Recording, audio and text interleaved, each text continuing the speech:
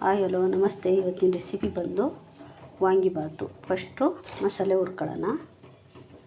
ಸ್ವಲ್ಪ ಎಣ್ಣೆ ಹಾಕ್ಕೊಂಡು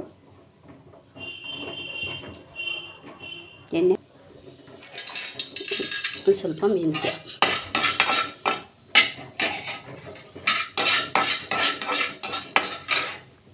ಈ ಥರ ಫ್ರೈ ಆದಮೇಲೆ ಸ್ವಲ್ಪ ಕಡಲೆಬೇಳೆ,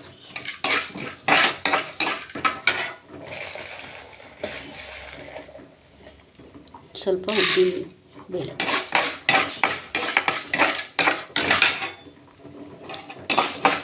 ಈ ಥರ ಫ್ರೈ ಆದಮೇಲೆ ಚಕ್ಕೆ, ಲವಂಗ, ಏಲಕ್ಕಿ ಮತ್ತು ಮೆಣಸು ಮೂರು ಹಾಕಿಡೋಣ.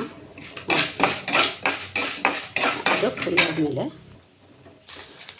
ಒಂದು 5-6 ಬ್ಯಾಡಗಿ ಮೆಣಸಿನ್ಕಾಯಿ ಮತ್ತು ಖಾರಕ್ಕೆ ಖಾರ ಮೆಣಸಿನ್ಕಾಯಿ ಒಂದು 4.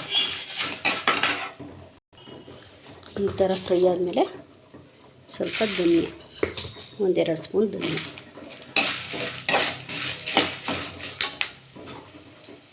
ಕರಿಬೇವಿನ ಸೊಪ್ಪು,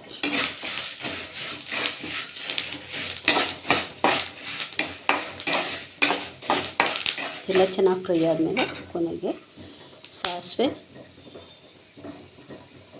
ಮತ್ತು ಜೀರಿಗೆ,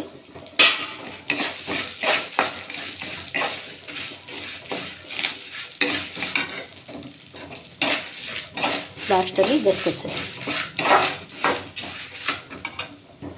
ಇದು ತಣ್ಣಗಾಗಲಿ, ಪುಡಿ ಮಾಡ್ಕೊಳ್ಳೋಣ. ಒಂದು ಪಾತ್ರೆ ಇಟ್ಕೊಂಡು ಎಣ್ಣೆ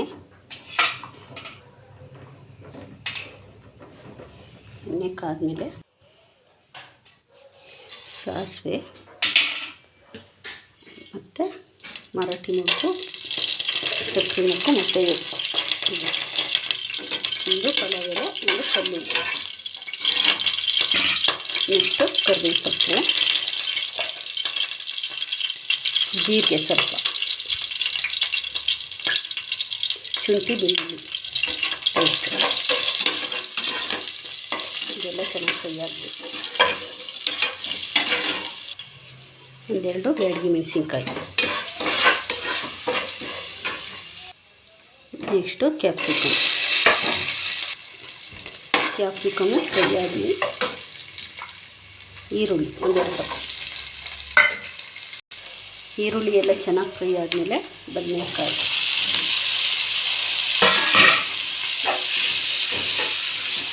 ಈಗ ನೀಟಾಗಿ ಫ್ರೈ ಮಾಡ್ಕೋಬೇಕು. ಇವಾಗ ಬದನೆಕಾಯಿ ಇಷ್ಟು ಫ್ರೈ ಆಗಿದೆ. ಇದಾದಮೇಲೆ 1-2 ಟೊಮೆಟೊ ಹೆಚ್ಚಾಕೋಣ. ಇದು ನೀಟಾಗಿ ಫ್ರೈ ಆಗಲಿ.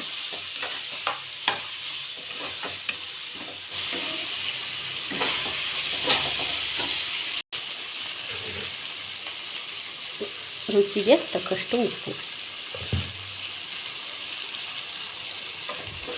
ಇದು ಈ ಥರ ಫ್ರೈ ಆದಮೇಲೆ ನೀಟಾಗೆ ಇಷ್ಟು ಬಟಾಣಿ, ಇದು ಬೆಂದಿರೋದು. ನೀವು ಕುಕ್ಕರ್ಗೆ ಹಾಕಿಬೇಕಾದ್ರೆ ಹಂಗೆ ಹಾಕ್ಬೋದು. ಅದರೊಳಗೆ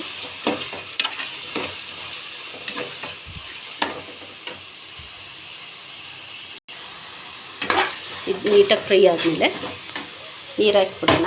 ಅದಕ್ಕೆ ಎಷ್ಟು ಬೇಕು ಅಷ್ಟು ಹಾಕಿಡೋಣ.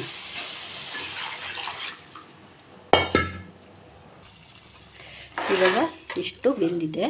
ಇವಾಗ ಅಕ್ಕಿ ಹಾಕೋಣ. ಇದಕ್ಕೆ ಅಕ್ಕಿನ ನೆನೆಸಿರೋದು ಸ್ವಲ್ಪ ಹೊತ್ತು.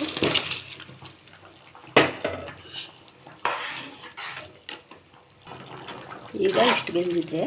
ಇದಕ್ಕೆ ಹುರಿದಿದ್ವಲ್ಲ ಮಸಾಲೆ, ಅದು ಪೌಡ್ರ್ ಮಾಡಿದ್ವಲ್ಲ, ಇದು ಫುಲ್ ಹಾಕಿಬಿಡೋಣ. ಒಂದು ಅರ್ಧ ಸ್ಪೂನು ಅರಿಶಿನ ಪುಡಿ. ಇವಾಗ ಇದು ಬೇಯಲಿ ಸ್ವಲ್ಪ ಹೊತ್ತು. ಇದು ಈ ಥರ ಬೇಯುವಾಗ ಸ್ವಲ್ಪ ಹುಣಸೆ ರಸ ಮತ್ತು ಸ್ವಲ್ಪ ಬೆಲ್ಲ,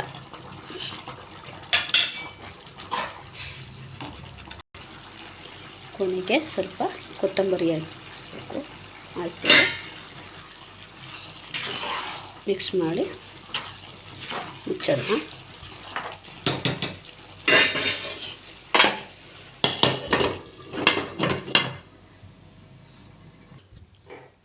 ವಾಂಗಿಬಾತು ರೆಡಿಯಾಗಿದೆ.